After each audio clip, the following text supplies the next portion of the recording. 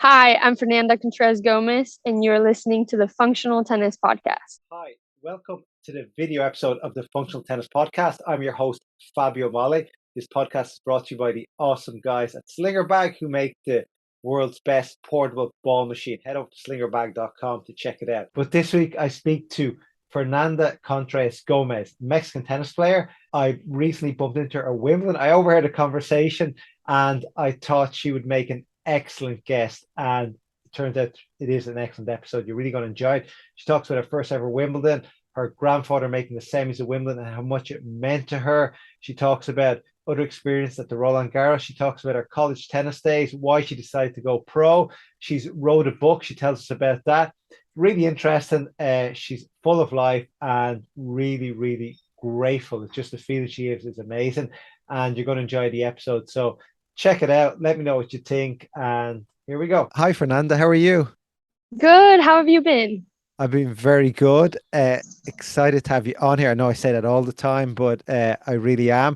And it was kind of funny. I just before we jump into you, I'll go into a backstory how this came about, where we were sitting in the Player restaurant and I was doing some work on my laptop, and I think it was raining that day in Mhm. Wimbledon, and you were sitting beside me on your table. You could hear everything what's going on. I heard something about writing a book, and then it was your grandfather played Wimbledon. You just qualified, and I was like, that's a great story. And then about 20 minutes later, I was like, wait, she'd make a great podcast guest.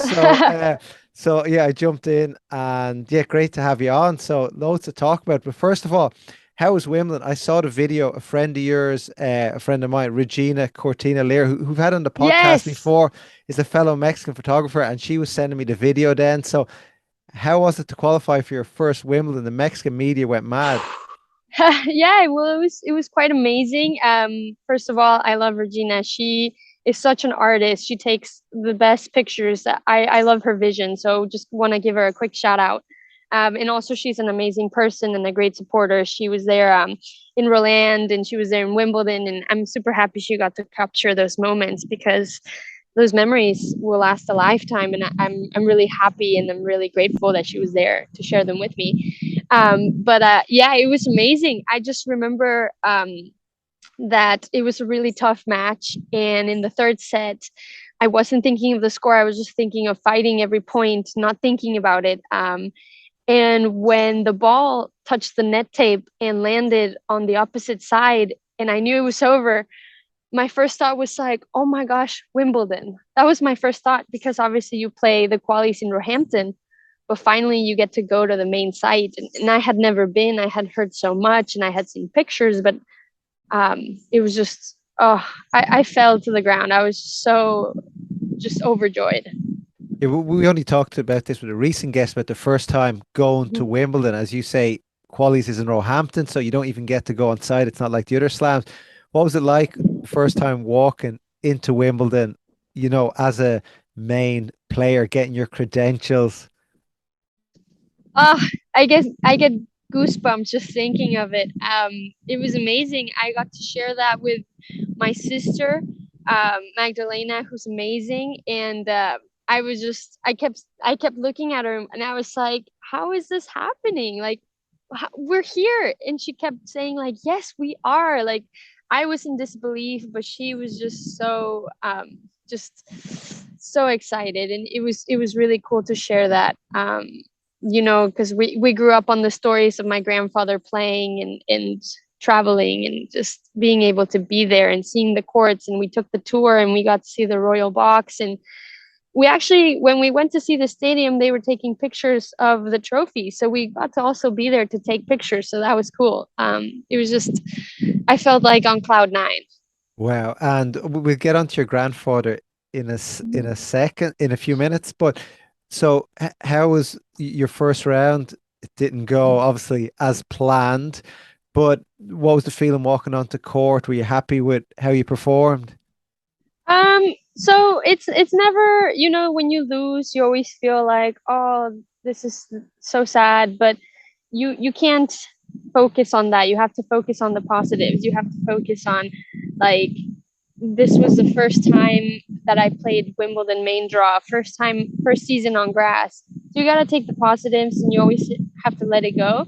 So I wish I could have played better, but it happens, you know. My opponent played really well. She got the win, so she deserved it. But it was just it was magical. It was honestly it just felt kind of like a dream, just being on those grass courts. And I remember it was like court 17, and it was beautiful. And it was so nice. I was really happy for that. It was incredible. And did you stick around for a day or two after, or did you just pack your bags and head on to the next stop? Actually, I stayed for 2 more days to watch a couple of my friends, like Catherine Harrison. She won her first round, and I was really proud of her. And then I saw some more people. Just got to hang out with my friends, you know. And then I left. So I only went for 2 more days.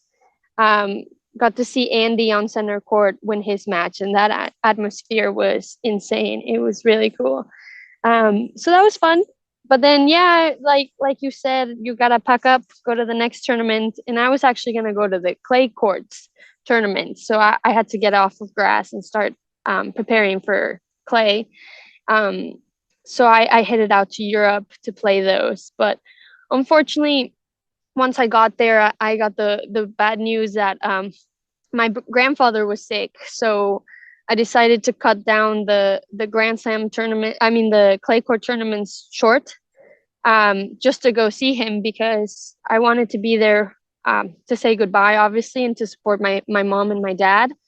Because it's never easy to lose a parent, no matter what age you are. So I had been planning on playing in July, but obviously came back to Austin, was with my family, and unfortunately it was really tough month for my family because I had a couple more deaths. My both my grandparents passed away, and it was just really tough for both my parents.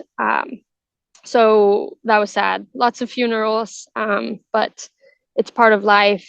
I'm happy that they got to see Wimbledon and they got to see Roland before they passed away. Yeah, well, first of all, I've said it before, but very sorry to hear about both your grandparents. I didn't know it was both. And sorry for sending you messages. I was probably No, nine no, it's when you book okay. it in and just trying to stay on top of things, and I wasn't aware of it. But sorry about that. But how No did it? problem. Your grandfather got to the semis of Wimbledon. Just a few questions around that. One was, how did it make how proud were you of you getting to Wimbledon, thinking back at him? And then also, what was it like growing up as a young kid when Yeah. like your grandfather's playing Wimbledon, touring around? Like how much did that inspire you? Yeah, well, it was well, he started it all. So he started the tennis. He was the one who picked the sport. His father actually was an Olympian athlete in the 1924 Olympics. And he used to be a runner, a sprinter, a high jumper. And but my grandfather, he decided to do tennis, and so he was a maverick in that, and especially in the family. Um, there's a lot of cool stories about him. He uh, obviously played during times when it was not so easy to communicate, not so easy to travel. So he couldn't be there for the births of his 4 children. So he would give them a second name depending on where he was. So yeah, so my uncle's name is Francisco Wimbledon. I mean Francisco Junior Wimbledon Contreras, so Pancho Jr. That was his nickname. And then my dad was Javier Altamira because he was in Venezuela, and then my aunt was Lourdes Cleveland because he was in the U.S. Open swing, and then my aunt's was name was Raquel Brisbane because he was in the Australia swing. So he was everywhere. So that was cool, but he always told us about the sacrifices that are needed to get to that level. You know, he was like, I obviously I would have wished to be there for my kids when they were born, to be there with your grandma, but I couldn't. I was on the middle of the tour. I had to drive 50 hours to get somewhere. Like it wasn't like today where you can just get a flight and go. So he did instill in us that like discipline and sacrifice that you have to have if you want to really pursue your sport. And so that helped me a little bit this year because I obviously couldn't spend Christmas or New Year's with my family. I had to, be in tournaments. I was in Australia. Um, And so it made me feel better that he supported me and that he knew what I was going through and that he called me and he made sure I wasn't alone during those times. So he was pretty great. That must be it's amazing. It must be so inspiring. Like, and how much did he help you on your tennis journey? Did he help you more than your parents? Like, Um, well, it's complicated because everybody thinks that as a big tennis family, like tennis was everything, but it wasn't for him. I mean, he was definitely like he loved it. He lived, breathed, ate tennis, but he never really did that to me. And didn't force it on me. He never told me like you have to be a tennis player or you're not my granddaughter. No, it was never like that. And especially with my dad, he never tried to coach me. He was just like, I want to support you. I'm your dad first, and then your friend, and then I want you to have fun on the court. He never told me like, oh, do this or this is a strategy. He just wanted me to enjoy it. And so I remember with my grandfather, he called me twice. So once was right before Wimbledon qualies, and he asked me like, "Oh, when do you play?" And I was like, "Oh, this week. I'm in Roehampton." He was like, "Oh, I remember like," and he told me about Queens and all the places he had played, and then he just said, "Enjoy it." He never told me like win or you have to do this or tip in charge. He was just like, "Enjoy it and live in the moment." And then when I qualified, I called him and I was like, "Grandpa, I did it. Like, I'm playing." And he was so excited. He was like, "I knew you could do it. I'm so proud. Like, you got this." And it was sad because that was our last conversation, but it was such a good, you know, it it, was such a great memory. it's a great way to end it. It's Yeah. just he must have been so proud of you. Yeah. And okay, so and was he? You said you grew up in America. You didn't grow up in Mexico. Am I right in saying that? Yes, Or so long story short, I grew up in Mexico till I was around 13, okay. 14. And during that time, my mom was pursuing a PhD in the University of Texas. So we all went with her. And so I did high school in the US. So that's why I kind of have a American accent, just because I obviously, I guess my formative years of my teenage years was spent in the US, in Texas. And then after that, I went to college in Vanderbilt University. And yeah, and then I went pro. You had quite a good college career. You the most player in Vanderbilt with the most wins. Oh, yeah. I forgot about that. But yeah, it was I was really lucky. I got to play a lot because I didn't get injured much, so I got to just play every match. I think the only times I didn't play was when they said, "Oh, there's a cap on how many matches you can play." So that was really I got really lucky. I had a really good athletic treatment at Vanderbilt. Carrie Wilbar, she really took care of us. And so yeah, I just got to play a lot of matches, so that was nice. Yeah, and it was really fun. Just with the team, we ended up doing really well in the 4 years that I was there. um, like any sport, there's ups and downs, but the ups were really, really great, and the downs were very short. So that was pretty, really fun roller coaster ride. Great, and you're an All-American as well, which is a great Yeah, yeah. accomplishment. So Woo. yeah, and tell me, when you finished high school, was it always college? Was there ever thoughts of going pro, or you just said, "No, I'm going to college"? Oh, actually, no. I didn't think about going pro until my last years in at Vanderbilt.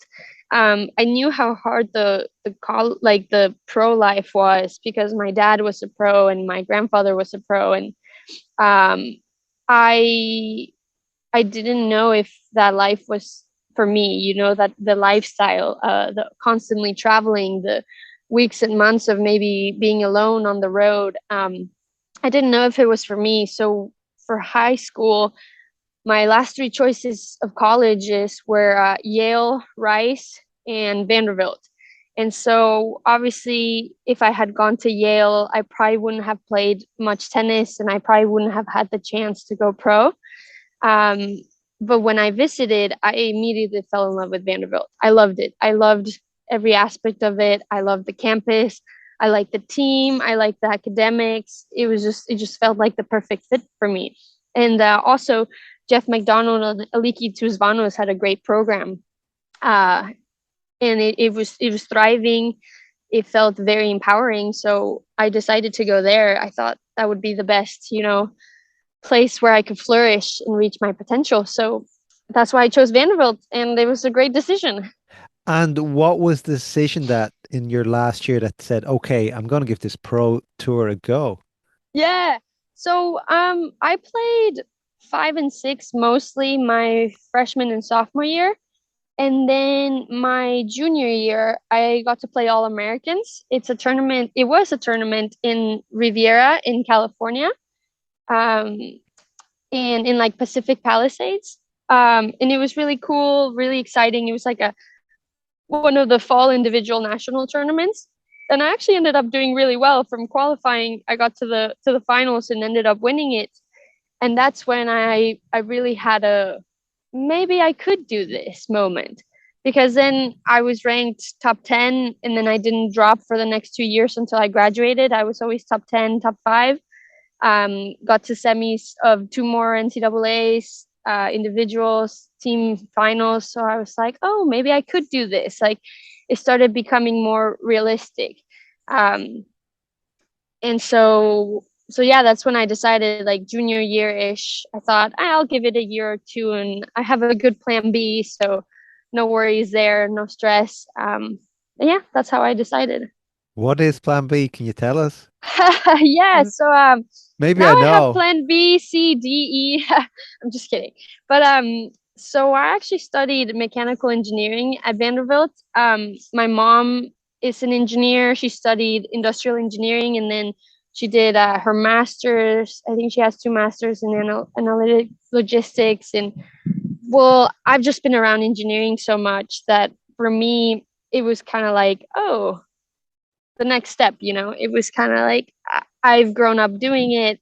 I grew up building Legos, building stuff with my mom. That for me was just kind of easy to do. So I liked it. It was really fun, especially because Vanderbilt was very project oriented, and it was very fun, very interactive engineering. It wasn't just sit down, type, like do a lot of math, blah. It was very hands on. Like, how can I help this person?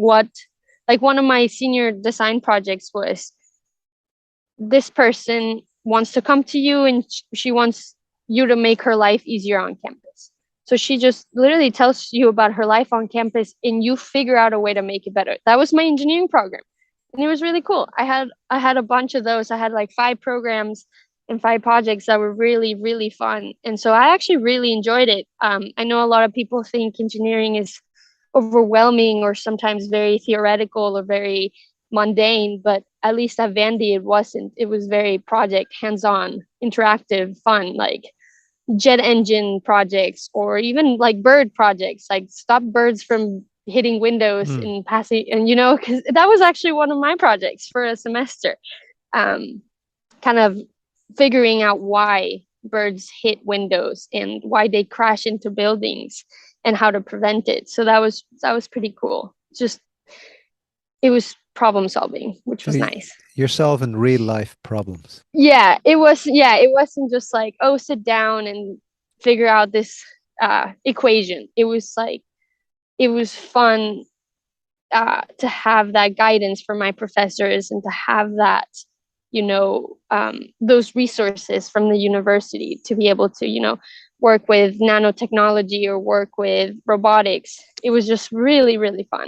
That sounds good. Our listeners may not know, they probably don't know, but I'm actually a software engineer. Oh, To- let's go. yeah, well, not solving. Yeah, I wouldn't say some real life problems, but this was a long time ago. I after graduating, I never really went near it, apart from a few projects. But I so now I did think I thought you were going to say you're going to be an author. Uh, One thing I Oh, did pick yeah. up when I was eavesdropping on your conversation was that you wrote a book. Tell us about the Yes. book. Yeah, so that's another one of my life passions. I'm a big nerd. So when COVID hit, um I was quite bored. I didn't have much to do like the rest of the world, I'm sure. But I was in a very privileged position where I was able to be at home. I was able to survive, and I didn't have to struggle for stuff. So it was just my aunt and my mom were told me, hey, like, this is the only time in your life where literally all you have to do is stay home and do whatever you want. That's all you have to do. So I started picking up some new hobbies and started reading outside um, my usual genres. And so I started delving into a little bit of mythology. And this idea had popped into my head after I had graduated, just because when I travel to tournaments, I also like to take the opportunity to explore.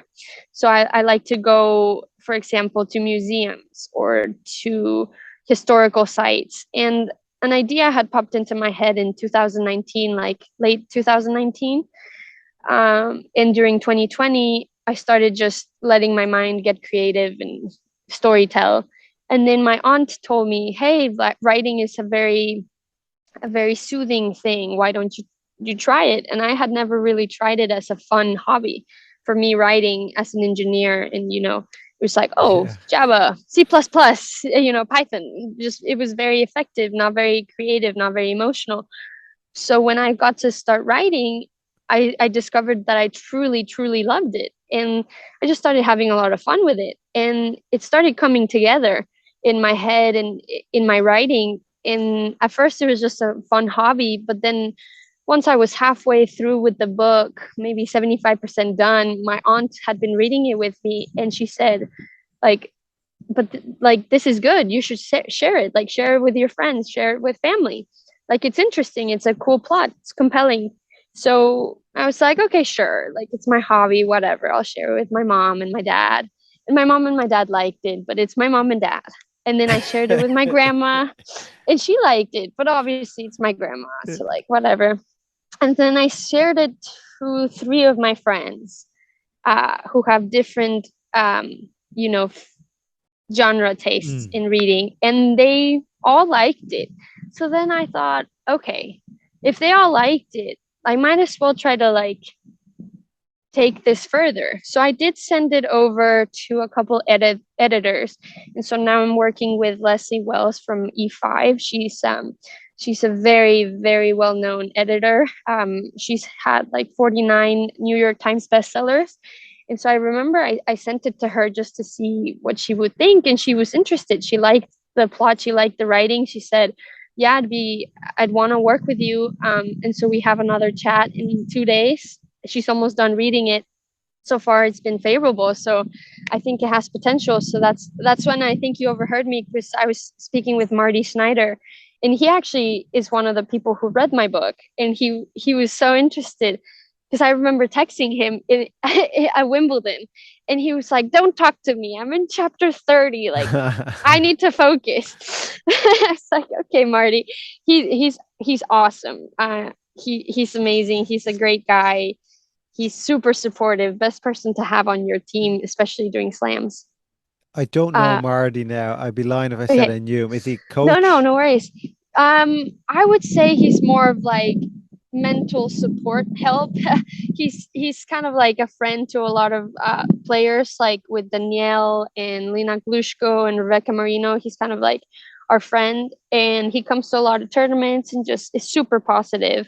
So I met him in Roland Garros, and we got along super well. So we just started chatting, and yeah, that's probably the conversation you overheard. He was just very excited, and he was like, yeah, we should take this further, like, I want to see where it goes, especially because no spoilers, but there's a book 2 coming up. Oh, And wow. he's very excited for that, because it's kind of like, the book 1 ends in a cliffhanger, and he was just like, I want to see this through, like, I want to know what happens. So It's the yep. it's the new Danielle Steele here. Sorry. Danielle Steele, isn't she a famous writer? Danielle Steele, does that ring Danielle a Seal. bell? That might ring a bell. Maybe. I'm a more visual learner. Okay. So if Yeah, I see, yeah. I Oh, don't read them now. I just know the name. So yeah. what I'm trying to say is you'd be skipping engineering and going straight to the writing. well, I think tennis and writing go along quite nicely because sometimes you have a lot of downtime in tournaments, and so as long as I do tennis, I can still do writing, which is great. So I don't need to, have a um, I don't need to quit one or the other and pursue one passion over the other. I can do both, which is quite amazing, and I'm blessed that I can do both. Both Mm. exciting things. But then that also puts me in an awkward position because then I don't have much time for like other things, People would be like, "Oh, like you're done with tennis, like come hang out." I'm like, I'm actually doing this for my book." Like shit. It, Sorry for my bad language. So, oh shoot, I'm busy. I'm so sorry. So it's kind of like having two jobs, but having two jobs that I love and adore. yeah, that sounds like you love them both. But just like two questions left here. One is, do you think, or sorry, not do you think, by having a plan B and C, and does that affect your plan A at all? No, I think it strengthens it because it kind of just gives me confidence that if I ever need to take a break or if I ever feel like this lifestyle or this sport isn't for me anymore, I always have the freedom to go back. So, but I really like tennis as of now, and I don't see myself quitting in the foreseeable future. But let's say I get injured and I need to be out for a year, at least I know I have a good, backup. Um, to keep my mind busy, to keep my body busy. I can do either an internship or work for a year, or I could just go back and do a master's. So I'm super grateful that I have the options available, Yeah. that You, I can pursue different things. just with this short chat, you do sound super grateful and appreciative of the opportunities you've had. That's just come across without you, just the way you're speaking, which is great to hear because you don't hear that all the time. People can feel sorry for themselves, and you just seem to be really happy with your life and the opportunities you've got. You've made the most of them, and that's what you continue to do. But last question: what advice do you Mhm. have for all of our parents and junior listeners? Yeah, for sure. Well, I would say, and this is the advice that I would give to also my younger self, is that truly enjoy it. Don't suffer. Like, don't choose to suffer. Choose to be happy and choose to play with joy because it's all in the attitude. It's all in how your perspective. It's all in how you decide to view your life and your paths. So don't choose stress or don't choose, oh, I'm a failure if you lost a certain match or if you didn't reach the certain ranking that you wanted. Don't choose that. Choose to love the passion, the sport. Why do you like it? And don't, like, if you're a parent, make sure that your kid is really happy with their sport. Support them. That's all they want from you. They need love and support and kindness, and that's honestly all a parent can give.